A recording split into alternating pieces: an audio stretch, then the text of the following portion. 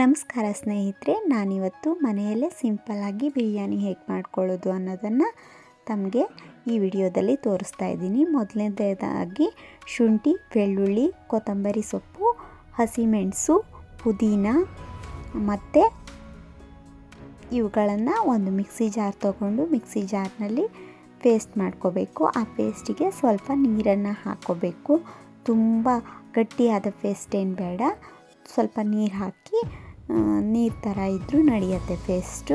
ಆ ಪೇಸ್ಟಿಗೆ ಚಿಕನ್ನಿಗೆ ಹಾಕ್ಕೊಂಡು ಅದನ್ನು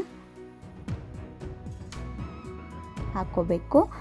ನಂತರ ಒಂದು ಚಮಚ ಖಾರ ಪುಡಿ, ಒಂದು ಚಮಚ ಧನಿಯಾ ಪುಡಿ, ನಂತರ ಒಂದು ಸಣ್ಣ ಚಮಚದಲ್ಲಿ ಅರಿಶಿನ ಪುಡಿ, ಖಾರ ರುಚಿಗೆ ತಕ್ಕಷ್ಟು ಉಪ್ಪು, 2 ಚಮಚ ಗರಂ ಮಸಾಲೆ, 1 ಚಮಚ ಚಿಕನ್ ಮಸಾಲೆನ ಹಾಕ್ಕೊಂಡು ಚೆನ್ನಾಗಿ ಮಿಕ್ಸ್ ಮಾಡ್ಕೋಬೇಕು.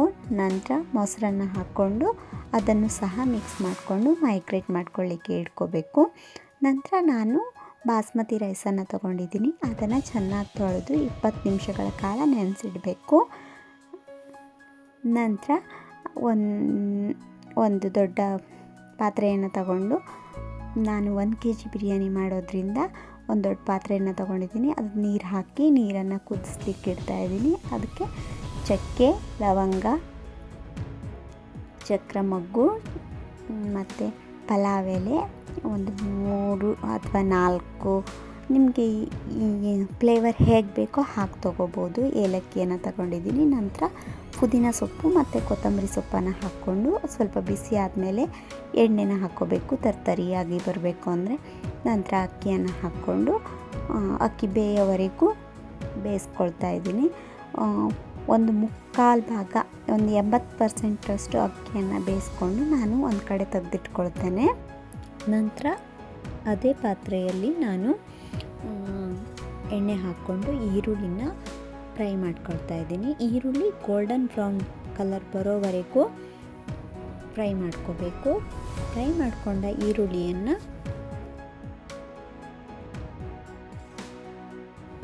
ಫ್ರೈ ಮಾಡ್ಕೊಂಡಿರೋ ಈರುಳ್ಳಿಯನ್ನು ಗೋಲ್ಡನ್ ಬ್ರೌನ್ ಕಲರ್ ಬಂದಮೇಲೆ ಒಂದು ಸ್ವಲ್ಪ ತೆಗೆದಿಟ್ಕೋಬೇಕು. ನಂತರ ಟೊಮೆಟೊವನ್ನು ಹಾಕಿ ಫ್ರೈ ಮಾಡ್ಕೋಬೇಕು. ನಂತರ ಮೈಗ್ರೇಟ್ ಮಾಡಿರೋ ಚಿಕನನ್ನು ಹಾಕ್ಕೋಬೇಕು. ಇದು ಚೆನ್ನಾಗಿ ಬೆಂದ ನಂತರ ಒಂದು ಸ್ವಲ್ಪ ಗ್ರೇವಿ ಥರ ಆದ ನಂತರ ನಾವು 80% ಬೇಯಿಸ್ಕೊಂಡಿರೋ 80% ಬೇಯ್ದಿರೋ ಅಕ್ಕಿಯನ್ನು ಹಾಕ್ಕೊಂಡು ಅದನ್ನು ತುಂಬ ಚೆನ್ನಾಗಿ ಫುಲ್ ಪಾತ್ರೆ ತುಂಬ ನೀಟಾಗಿ ಹರಡ್ಕೋಬೇಕು.